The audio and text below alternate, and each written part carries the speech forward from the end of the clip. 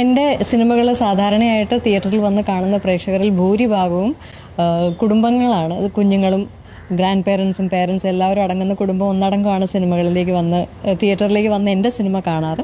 രണ്ടാം വരവിലും ഗംഭീര പ്രകടനങ്ങൾ കൊണ്ട് വലിയ ആരാധക വൃന്ദത്തെ സൃഷ്ടിച്ച നടിയാണ് മഞ്ജു വാര്യർ.